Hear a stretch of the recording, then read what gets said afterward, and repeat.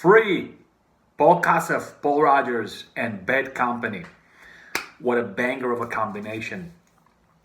Free, as we all know, was a teen band that was signed kind of in a hurry or in a pressured way. They formed them into a band. They wanted them to be called the Heavy Metal Kids in a time when the term heavy metal was not used yet, was not widely used. We're talking about here late 67, something like that. And each one of these musicians was a prodigy. Of course, you had Kossoff on guitar, you had Andy Fraser, phenomenal bass player, and of course you had Paul Rodgers on vocals and Simon Kirke on drums, and they were all very young, and they cobbled together. They each came from different bands. They had Black Cat Bones with Kossoff, which has some recorded material, and they did a lot of live gigs and shows. They got signed to Island, which was kind of a up and coming new record company looking for new talent. And they go into the studio and they release Tons of Sobs, which is a very good, beautiful record. Great songs. It has a lot of their classics. They have The Hunter, they have The Worm, they have the beautiful opener and the closer, Over the Green Hills, Worry. So a lot of classic stuff. The album sounds kind of iffy. The production is not the greatest. It's nothing grating, nothing bad, nothing annoying. It's just not a high quality production, as you would expect from such a young and inexperienced band. You don't hear yet Kossoff fully developed this painful wail that he has. From this record and on, meaning from the next one and on, I always thought that he reminds me as somewhat of a combination of Peter Green and Rory Gallagher. That's why I initially wanted to make this video with Paul and Rory, but I ended up not doing it anyway. Next up, they released this one. A good record, but in my opinion, not as good as it could have been. But here we already start feeling their development as musician. Andy and Paul start to work together more on songs. They got Songs of Yesterday, great song. Trouble and Double Time, I'll Be Creeping. Morning Said Morning, a very mournful and soulful song. They have Woman. Great second record. The sound has improved, and yet, as an album, it doesn't grab you so much as the other ones. And this was released in 70, I want to say, maybe even 69. I am not so sure. And afterwards, they follow up with Fire and Water, an absolute mind blower, a banger of a record. I would say this record is almost perfect, like 99%, 99.5% in all aspects. Fire and Water, they have Heavy Load. What an unbelievable song. Oh my God. Whenever I listen to Fire and Water, I have to put on Heavy Load at least twice, if not 3 times in a row. Oh, I Wept, beautiful. Again, another like a soul-wrenching, heart-wrenching, with Kossoff and Rodgers together, bringing out all this emotion. I already mentioned Fire and Water. Remember is not a bad song, also very good song. Now on side 2, I always felt that we have, of course, All Right Now, Mr. Big. They're the two songs that are most known, most famous from Free. And I kind of have a feeling that it falls, if not directly, but similar to the category of songs that are famous for a certain band but don't really represent them. For example, you got Godzilla for the Blue Oyster Cult, which is, I would say, the most stupid song on the record. Doesn't even really belong there, right? In Inspector, if you know what I mean. Or like everybody knows Living After Midnight and Breaking the Law from Priest, when they have a huge catalog, and it doesn't really represent them.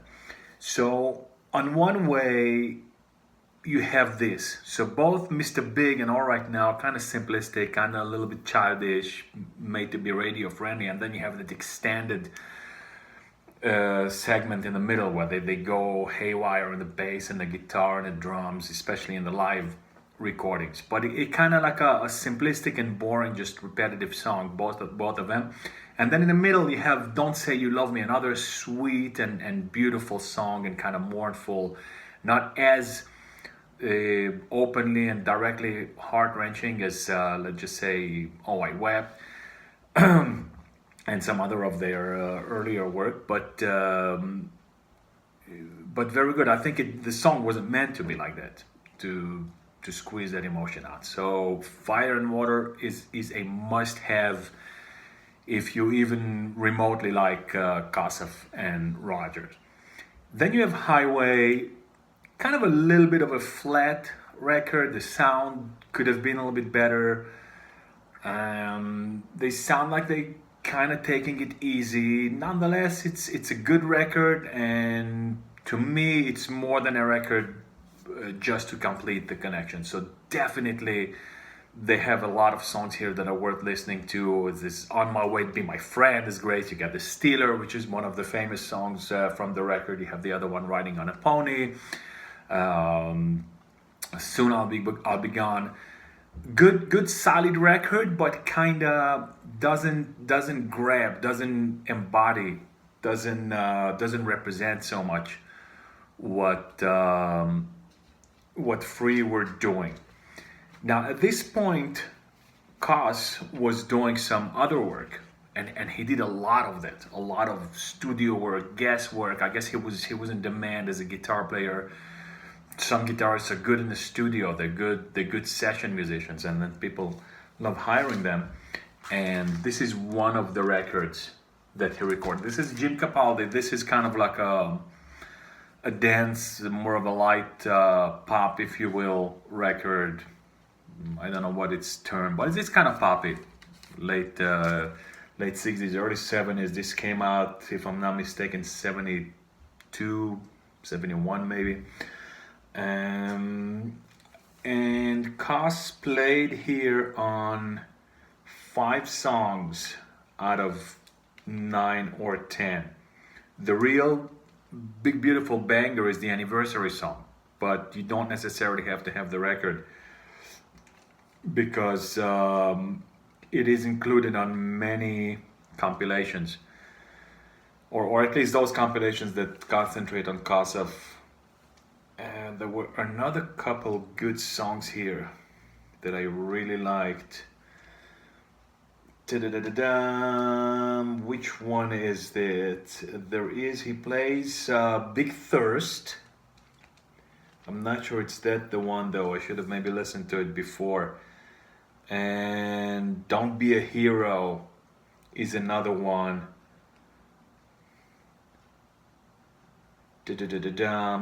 There's one of the songs that is really very, very beautiful and has a very smooth and fluid guitar on it. I should have remembered it, but I think it might just be Don't Be a Hero, but it could be The Big Thirst or Last Day of Dawn. Good record, listenable. So if you're a big fan of Koss, you might consider getting this record. But the big song that everybody loves from here is the anniversary song, which is more known on compilations as Oh How We Danced. That's actually also the name of the record. So on some compilation it's billed as Oh How We Danced. Again, not a must-have record, but it's a nice record, and it's nice to have, especially if you want to complete the entire series. Then of course we have another famous Free record, Free Live. I think this was recorded on the Isle of Wight in a big festival. and the record sounds pretty good, kind of contemporary, not of course modern live recording techniques, and of course they have all of their hits. They have a Mr. Big, they have All Right Now, I'm a Mover, Be My Friend, all of these famous free songs. So very nice, very solid live recording. Again, if you like to hear what they sounded like on at that period, they sounded good. They were on fire. They played good. So it's a very good live recording to have. At this point, I think that this is the one that when it was released, they were actually broken up. So there was a lot of drama in that band between the personalities, between the musicians, with the management. So again, teenagers, right? It's not easy to work with them. Extremely skilled and talented teenagers who worked good on their skills, but maybe not like the maniacs, not like Jeff Beck or Richie Blackmore, maybe. So I think that they weren't that focused, and I think, if I'm not mistaken, that's the time that Kossoff started to slowly deteriorate. Anyway, one of his first side project was Kossoff, Kirk, Tattoo, and Rabbit. I think this record is somewhat overrated and also underrated at the same time. The songs are good, the playing is good, there are some great numbers on it, but all in all, I think they didn't hammer it. They didn't finish. They didn't think it through all the way. They didn't polish. They didn't put maybe the finishing touches together.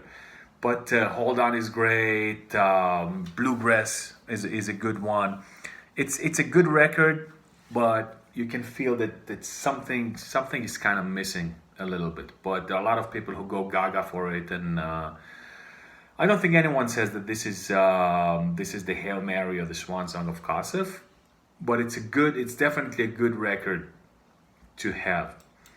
Then we have Free at Last, kind of when Free are coming back to shape. I think that the record company or the management company exerted a lot of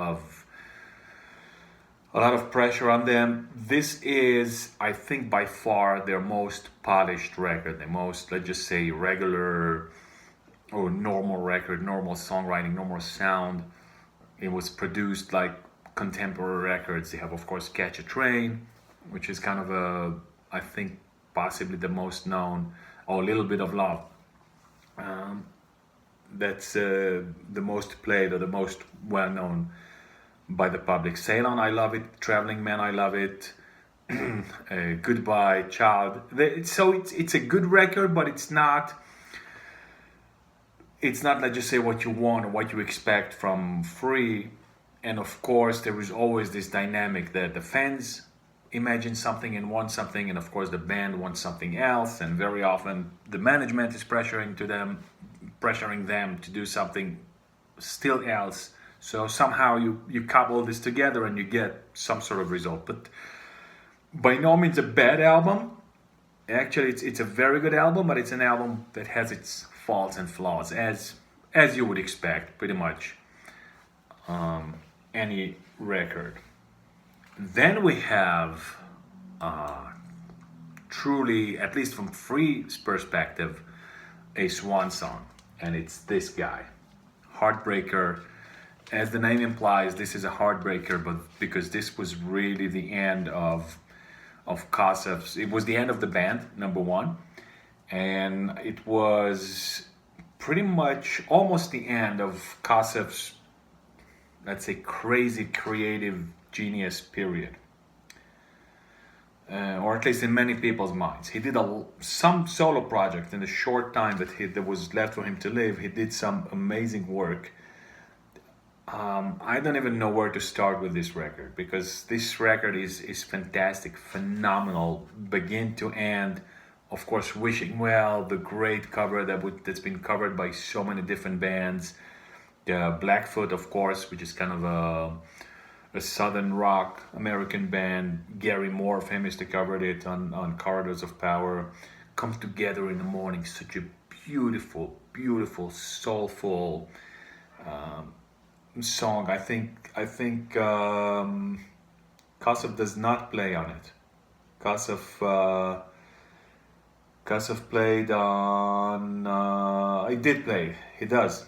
He does have his very soulful and mournful guitar on it, and he did play on Heartbreaker, the title track, phenomenal, as he's Traveling in Style. So that does have Kossoff, and his Muddy Water and Easy on My Soul. Oof, another beautiful song, and they brought in another guitar player to play on the rest of the songs. I think that there is a version of Wishing Well that does have Kossoff on it, but I think that the one that's recorded on the album does not have him, unfortunately. But still a banger, a great song, an amazing song, and this definitely a must-have. And this was released in '73, and this record, in some ways, I consider to be a bridge between Free and Bad Company. I think at this time, Paul already knew that it was the end of the band, and at least in the back of his mind, there was something else going on. And of course, he took Simon Kirk with him to establish Bad Company. And shortly thereafter, Kossoff managed to release another masterpiece, This Guy. Maybe not a masterpiece, that might be a little overstating it, but the Backstreet Crawler, man, this is a banger of an album. Again, very simple and no frills production, very raw, but now with experienced musicians. So this is not a teenage record. These is musicians who know what they're doing, and they just going for the jugular without no frills, no BS. A lot of Paul Rodgers here on vocals, maybe even a little bit of on keyboards and accompaniment guitar. You have Backstreet Crawler. I think that there is a little bit of confusion. I don't know if it's on all records or on certain editions. Side A. Yes, so on the label, side A says Tuesday Morning, which is the entire song. It has like a long jam in the middle. And just a great number. Played and written by Paul Kossoff, of course. Clive Chemin, the bass player who was also with Jeff Beck Group. The famous song from it is Molten Gold. That's the one that most people know out of this record. But so is Tuesday Morning, phenomenal, and I'm Ready, and Time Away also. And there are some vocals here. Oh, maybe not from Rodgers. Yeah, there is. Rodgers does the vocals in Molten Gold, just like I said. And and there is another vocalist here on I'm Ready, which is also a beautiful song. So I would recommend to anyone who knows or likes or wants to get into Kossoff, this one, very highly recommended, as is Heartbreaker. But like I said, Heartbreaker, he doesn't play on half the songs because he was so messed up health-wise that it was a heartbreaker, as you would expect. And this signifies the end of Free as a band. Fraser went and established a band of his own, about which I don't really know a lot. I heard maybe a little bit. I should have maybe focused on it a little bit more. And Kirk and Rodgers, of course, go on and establish Bad Company, which is the first record is phenomenal. It's world famous, And I think that it's a little bit overrated as a record because Bad Company, of course, is phenomenal. And then, of course, you have Rocksteady, Don't Let Me Down. The famous songs are also Can't Get Enough. But something is kind of missing, especially if you're expecting Free. So this is not a post Heartbreaker Free. This is a different band. They do different music, definitely more polished, more worked out, more thought out, more planned out. So more professional. Let's just put it this way. Way more professional. But something. Oh, you got Moving On, of course. A great song, but you definitely have to come with an open mind to it, not a free mindset. Don't expect Kossoff here. Nonetheless, a great record. Ranks very high among Bad Company records, and that's kind of a consensus. Next up is a very strange and weird record, at least from my perspective, and that is Straight Shooter. I never got super hard, super deep into this record. I don't know why. There are good songs on it, and something is missing. Shooting Star, Wildfire Woman, that's the one that I like from this. They have a retake of Anna, Call on Me, and the opener, Good Loving Gun Bad. But to me, this was never kind of like an attractive record that I want to hear again and again. It is okay, you put it on, you like it, it's good. It plays, there's good guitar here. They took Mick Ralphs from which band was it? Mott the Hoople, if I'm not mistaken, American kind of southern rock band. And I never truly connected with Straight Shooter. Nonetheless, it's a solid record, good record, and definitely worth having in your library. Not just for the sake of completing the series, but it definitely deserves a spin from time to time. Maybe I should listen to it a little bit more often than I do. But the other records are just so good that this one might slide down the list a little bit. Next up, I have something pretty interesting. Another Kossoff side project, which is actually he did Backstreet Crawler, yeah. The Band Plays On. Very good record. Very good record. So those of you who miss the old Free, the unleashed, the unbridled, unconstricted Kossoff, this is the record for you. You can definitely feel the heartache and the heartbreak on the record. You get Trained Soul, you get Rock and Roll Junkie. It's a long way down to the top. That's the painful, very self-descriptive, kind of details the situation that he is in, right? Addicted and not being able to come out of it. All the Girls Are Crazy, Chasing Blue, all very good, solid songs, solid playing here. The musicians are very good for the most part. Rock and Roll Junkie, I might have already mentioned it.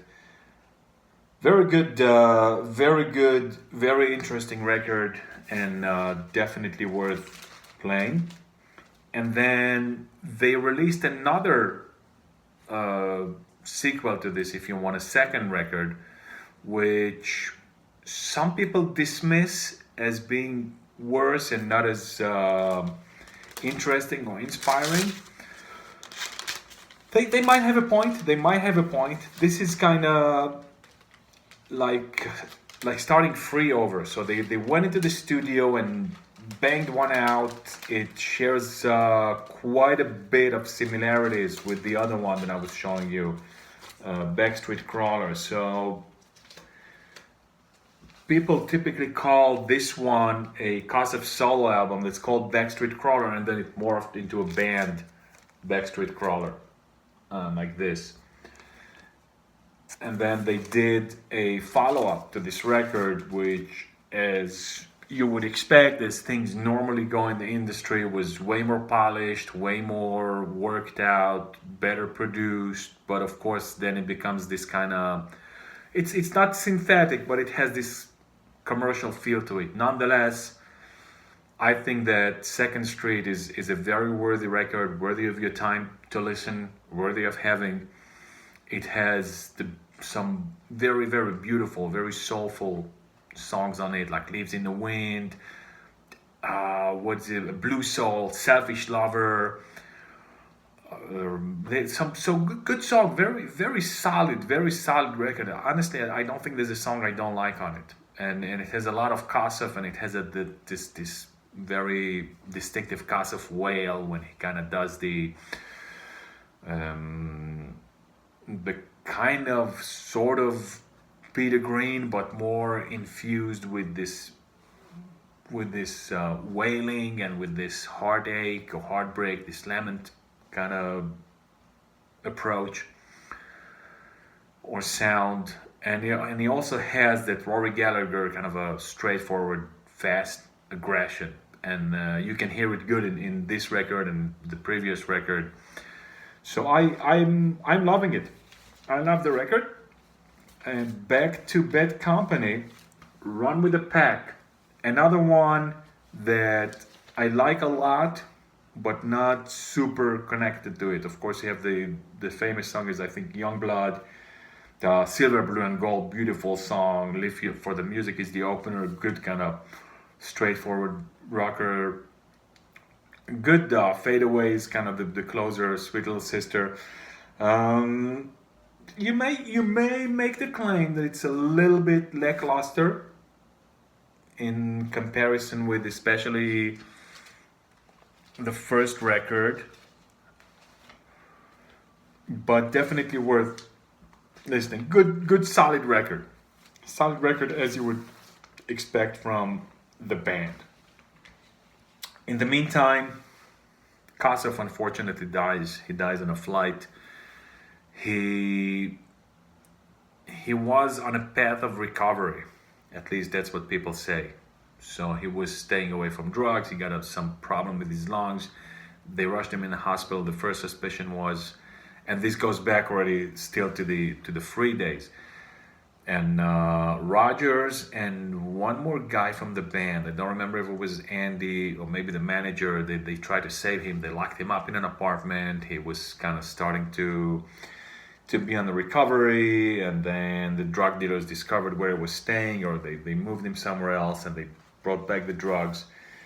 And then in this instance, now we're talking already 76, late 75, early 76, he started to really rehabilitate himself after Free disbanded and he was doing his own side projects.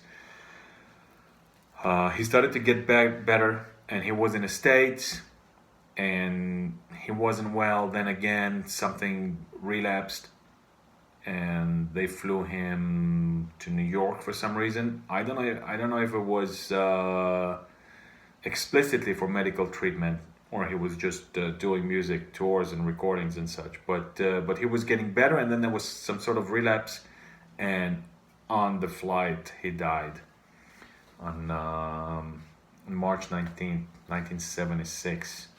So same day that Randy Rhoads died, both on a plane, under different circumstances. Very, very sad, very tragic and sad. But Kossoff definitely had a longer career and a way bigger portfolio than Randy Rhoads. I know that there are a lot of people who are crazy, really, really crazy about Randy Rhoads, and they say that if then he would have become this and that. But unfortunately, his repertoire is very, very small, very thin. Anyway, the year after Kossoff's death, this beautiful compilation is released, and I think it's a very, very good compilation. A compilation that represents most of his work. Period. So obviously you can't play everything. There's two records here, probably four songs to a side, 4 to 5, and what you would expect. But what I do like about it that you have here a little unusual recordings, a few B sides, a few live ones, and a few kind of must-have ones also, and nice photography, nice text, so very well put together. This is not like those Castle Communications that they were mass producing in the 80s and 90s, or even today when after the post 2006-7 comeback. So you have a big beautiful portrait here in the middle. This is kind of like a booklet that's attached to the middle of the record. So very nice, and the text is good. Let's talk about the music, because that's what's really important. Side 1 opens with The Worm, Songs of Yesterday, Mr. Big, Time Away, Hole in the Head. So the first 4 are free classics, and Hole in the Head is I think from Oh We Dance, the Jim Capaldi record. Might not have made it to the record, but it's from those recording sessions. On side 2, you got You and Me. You've Taken Hold of Me, Molten Gold, Sidekick to the Stars. I think all these are kind of B-sides or less less known songs. You and Me, I think, is from that record with Jim Capaldi. And Molten Gold is, of course, from Backstreet Crawler, the solo album Backstreet Crawler, not the record, not the band. Never Take Me Alive, The Band Plays On. It's a freaking phenomenal song. It's A Long Way Down to the Top. That's from the second. Actually, the first. What is it called? Backstreet Crawler band record, and then you have, of course, Train Song from Free, The Hunter, Free Classic, We Won. Big Dog Blues, probably B-sides or some other side projects, or maybe from Tetsu Kirk record. All in all, a very worth having compilation. And if you just your soul is aching for some Kossoff, for the Kossoff whale, put it on and you will hear very good music, and very well put together, sounding good. So this is not just one of these compilations that have been thrown together. Hey, let's get whatever we can and just throw it to the people to shake them down for their money. Next up, Desolation Angels. Banger of an album. Of course, you have the famous songs, Gone, Gone, Gone, Rock and Roll Fantasy, Crazy Circles, Rhythm Machine, Lonely for Your Love, Early in the Morning. Just a great record, a banger overall. Much harder, much edgier than what they typically do. So they went to a very hard rock kind of direction here. And I think I shouldn't even spend too much time on this because it's such a well-known classic. It rivals the first one in terms of publicity. So a lot of people know, not just diehard Rodgers and Kossoff fans or Bad Company fans would go for this. And I think this is not like a crazy idea. It's a pretty mainstream opinion. But regardless, I like the record very much. And now there is the subject of some dispute here. This is usually a love it or hate it proposition, and I am very, very solidly and very squarely in the love it camp. And not just love side A, but love side B. Unquestionably, side one is greater. Electric Land, it's a mind blower. Mick Ralph does an excellent job throughout the whole record, side B included. Untie the Knot, some phenomenal guitar on that. Nothing on a TV. Painted Face. My God, what a song! That's, I would say, between Painted Face, Kickdown, and Electric Land alone are worth the price of admission squared. Phenomenal, phenomenal songs. Untie the Knot is also a great song, and Nothing on the TV, it kind of belongs more on side B. And the big criticism against side B is that it's a country record, and they try to be trendy and country. I'm not sure that there was a big trend or big commercial slant in 1982 towards country, but who knows? Maybe Lynyrd Skynyrd were riding high with bands like one of the other bands, Blackfoot and such. But it doesn't bother me, and I think first of all these claims are a little exaggerated. They might have kind of experimented with that style, but I have nothing against it. So the playing is solid, the songs are good, they're written good, they played good. They're not Guitar Hero songs for the most part, although there's some slide guitar in there that I love from Ralph's. Racetrack is absolutely a great song. So is Down Here Rider. But if the band is kind of a little bit childish, bragging about themselves, how great they are, and so on. And then Cross Country Boy is also definitely worth a listen, not just tolerable.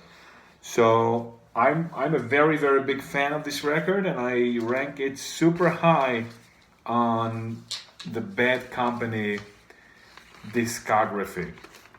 And from what I have here, last but not least, kind of save the best for last sort of proposition, is Blue Soul, another Kossoff compilation. If you don't want to go ahead and buy the whole free repertoire and you only want some teaser or taster, get those two compilations. This one and the other one that I showed you, just called Koss. That's all. And this one is called Blue Soul. This was released much later. This is for the 10th anniversary, so 86, 10 years after his passing. Very well put together record. You have kind of these crazy family trees on one of the gatefold on the left hand side. The beautiful illustration, or maybe a photograph turned into a painting technique. Some nice pictures here, baby pictures and such. Some text. Very, very classic free photo. This is from the Fire and Water sessions. At least it looks like that. Some more articles. So very, very well put together, and the song selection is also phenomenal. Very little overlap with Koss, if I remember well. But let's take a look. So you got of course a few that are expected. Over the Green Hills, Worry, Moonshine, Trouble and Double Time, Crossroads. So a little mixed bag of everything. And possibly even songs that were not released prior to that. You have Blue Soul, very good selection. I Know Why the Sun Don't Shine. That's a phenomenal song. It's a phenomenal song from one of his side projects that he had. So that's, I think, one record that is a must-have if you don't want to have the entire catalog, and it has a lot of songs that you would not directly go to or even know about, and there's an extended discography written on there. So very, very good. At this point, Roger leaves Bad Company, and I forgot to take out another record. But anyway, he leaves Bad Company citing the fact that he wants to be with the family, and then the touring, recording, and the fame and fortune is a little bit too much. He comes out of that hibernation pretty fast, because in 1984 they released The Firm, which is a very worthwhile record. For maybe the main reason is that it introduces Tony Franklin, the fretless monstrous musician. And of course you got Rodgers on vocals, you got Chris Slade on on the drums, and Jimmy Page, this was kind of his first step out into the limelight after Led Zeppelin folded. So the record company probably put all their eggs, or many eggs, in one basket to form this super group, and it tanked, as far as I know. There's one famous song, Radioactive. The record is not halfway bad. Don't get me wrong. The record's not halfway bad, but I think it's commercially tanked. There's one follow up to that with the same lineup, and it kind of fell flat. So it's a little bit it's sad and ironic, and for those who weren't involved with it directly, probably funny that they put these crazy musicians together, and the end product wasn't as good as you would expect. What am I forgetting? Oh, of course, Burning Sky. Yeah, I knew I was forgetting something. I knew I was forgetting Burning Sky, which is between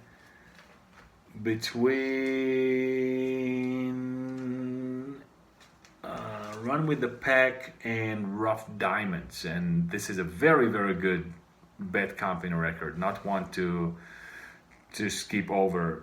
It's good beginning to end, very rocky, but went back a little bit to a harder, rawer sound, and I think it very well represents exactly the place it stands in.